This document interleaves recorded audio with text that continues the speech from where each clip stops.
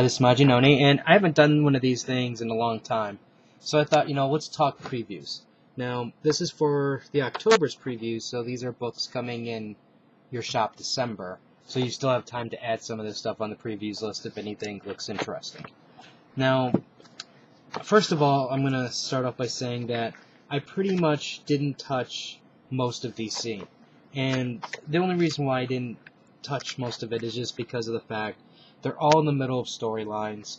There'll be 4 issues in, and I think for the most part, people already know which stories they want to keep, which ones they don't want to keep, and there's nothing any of these things are doing right at this moment in time is going to stand out going, oh my god, you need to buy this today. That's going to probably change within the next few months, but, like I said, there's just nothing that's wow. Except for if you haven't picked up the Penguin Pain and Prejudice, I really did like the first issue. It's dark, it's Penguin, and it's like an origin slash modern, it's happening modern times type thing at the same, going back and forth, and it gives you a insight as to the way he does things, his life and stuff like that. So anyways, let's go over what's in previews, shall we? Now, first off,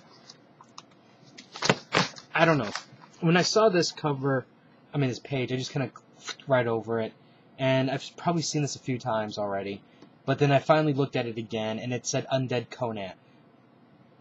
I don't know about you guys, but I loved Conan. Conan was awesome, because he's just violent and bloody and things like that, and over time, I just haven't, read Conan in a long time. I also refused to watch the new Conan movie because that just looked like a joke. But, that being said, I thought, you know what, I'm going to give this a try. I'm not suggesting everybody go out and buy this, but I'm just saying it for me. Hopefully I'll remember to put it on my pull list when I go to the comic store. This is something that I'm definitely going to give a try.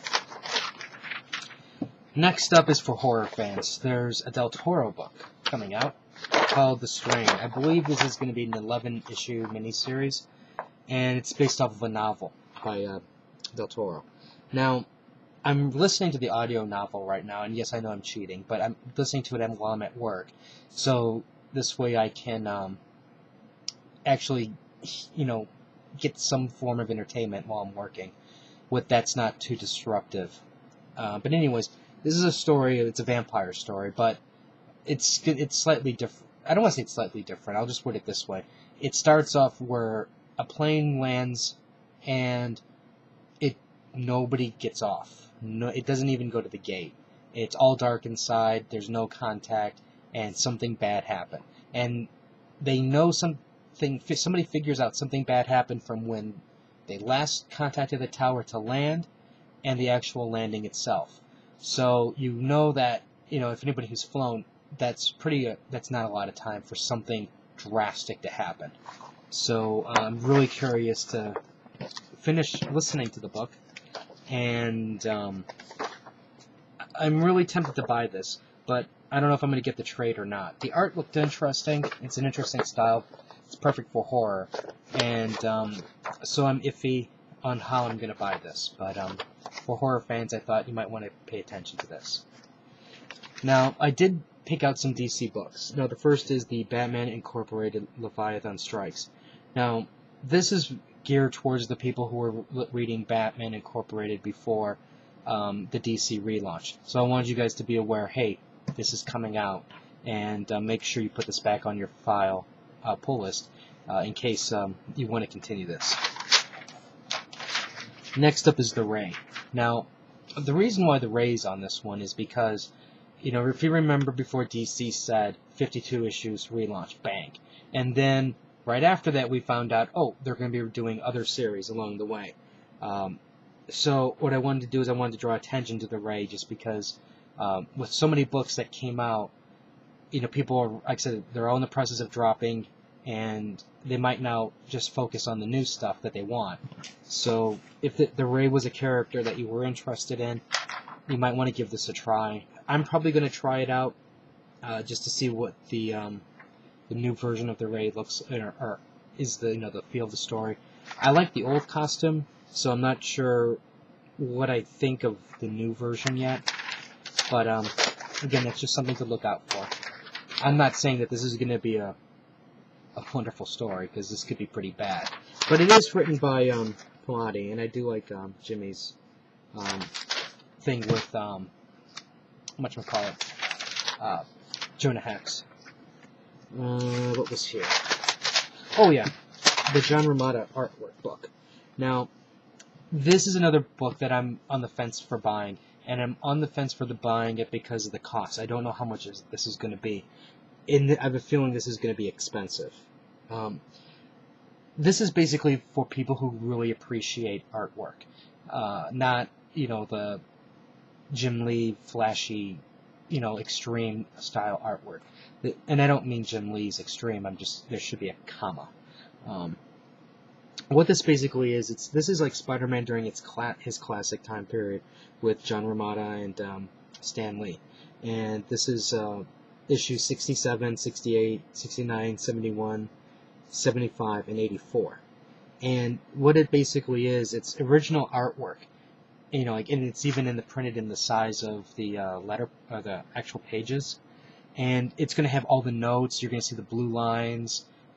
So it's going to be in its most raw form.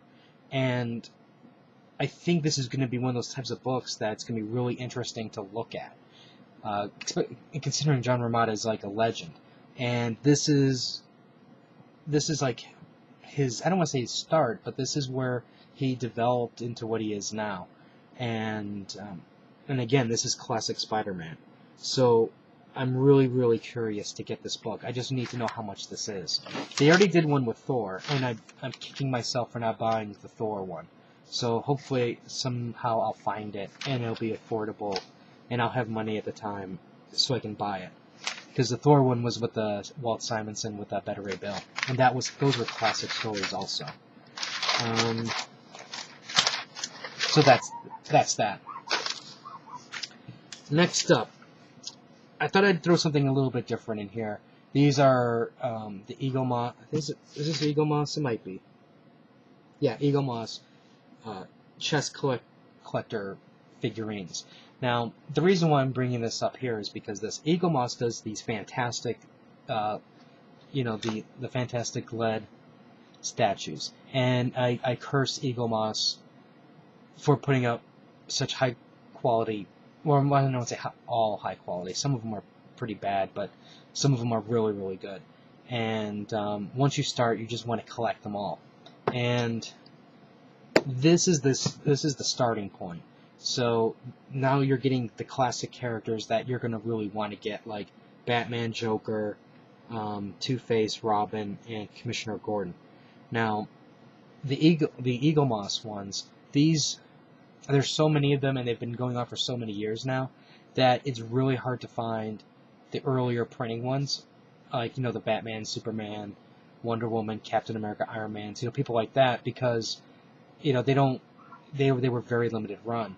But Eaglemoss has, in time, gone back and reprinted some of the more popular runs. So, if these types of things are what interests you, this is something that you're probably going to want to take a look at. I'm not saying that you're going to buy it because, you guys play chess, but the artwork, I keep saying the artwork,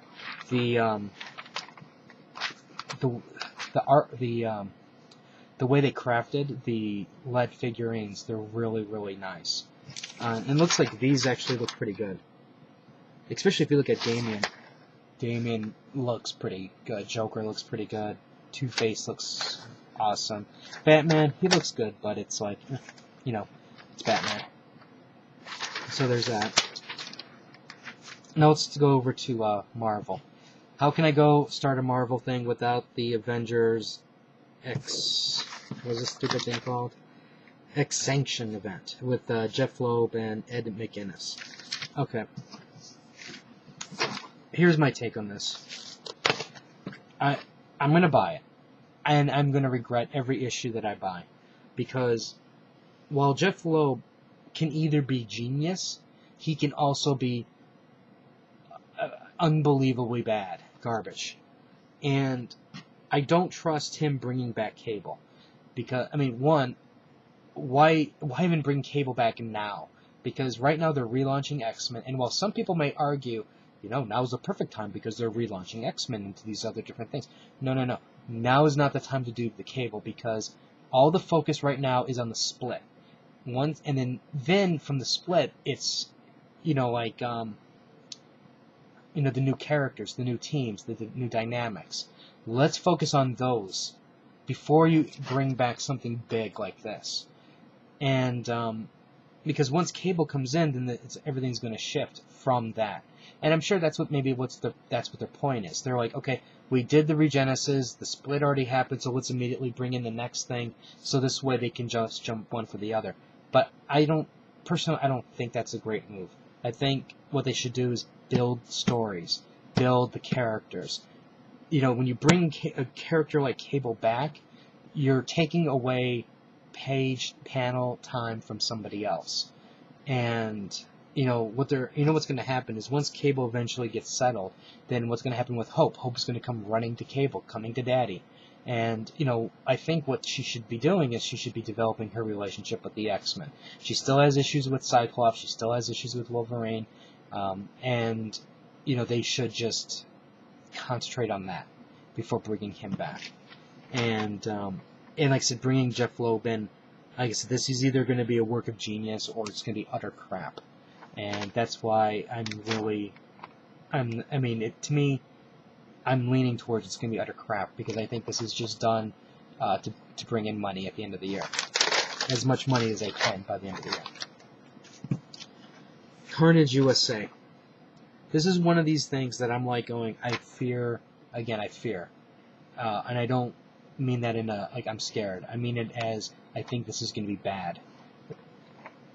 But I know people are going to just utterly freak out about it. One thing I will say is I love the Crane cover. That was an amazing piece of artwork. And I don't know. It's I think bringing back, again, maybe it's just me, but I think bringing back Carnage is a mistake. Carnage died. He got thrown into space. Let's let him stay dead for a little bit longer. There's no rush, no need to bring him back other than to drive sales. And maybe they have a great idea. I don't know, but I'll get it. But I think this is gonna be one of those things where I'll get it for as long as I'm interested, and I'll drop it. It's a 5-issue miniseries, so it's not like a huge investment, but I'm not really expecting much from it. Okay, Villains for Hire, 1 of 5. I think with Villains for Hire, this is going to be one of those titles that I'm hoping is just going to be a fun read. Obviously this is just a copy of Thunderbolts and Suicide Squad, but this is slightly different in the sense of these are villains and they're staying as villains. I'm really curious to see how they're going to play this, because if they keep losing, then it's a lame book. So obviously they're going to have to beat the heroes. So I'm curious to see where that's going to lead. I don't think this is a type of book that they can continue going for, you're going to see issue 500 type thing. But as a 5-issue miniseries, it might be fun. Especially if they rotate out some bad, or not want to say bad was the wrong word. They swap in and out older villains that don't get a lot of airtime, but make them interesting. Make them win a little bit. Instead of just getting crushed the second Spider-Man season type thing. So I'm hoping that this will be a fun book. Defenders. This is the book that I really didn't want to put in. It is written by Matt Fraction, and Matt Fraction, he usually is pretty good. I'm going to be honest with you, I'm not buying this. Not at all. I'm not. I don't think there's anybody that's remotely interesting, appealing to me at the moment in this book. Do I like Doctor Strange as a character? Sure. I think he's an interesting character. Do I like Silver Surfer? I like Silver Surfer. Do I like Iron Fist? Sure. I love Iron Fist. I don't think they're using him properly, but I like Iron Fist. Do I like Namor? No. Do I like Red She-Hulk? Yeah, no. But those two aren't influencing my decision. What's influencing my decision is I don't think that this is a strong lineup. I don't think this is a strong concept. They've brought back the Defenders a couple times in the past, and they've failed at it. With Matt Fraction, I think it's going to succeed, at least at the initial run. But I really don't think it's going to go long term. Especially if they're tying this somewhat into Fear itself. But yeah, there's no way I'm buying it. So, but I figured there's going to be people out there who are going to be like, OMG, there's a new book and it's superheroes and they're going to be fighting. So I thought, for those people, there you go. Anyways, as you can see, there's not a lot of things that I found that was terribly interesting. But again, it's with the DC stuff. We have to get past at least a year or so, and then the titles start building up beyond that first story arc, and maybe we'll see something cool from that.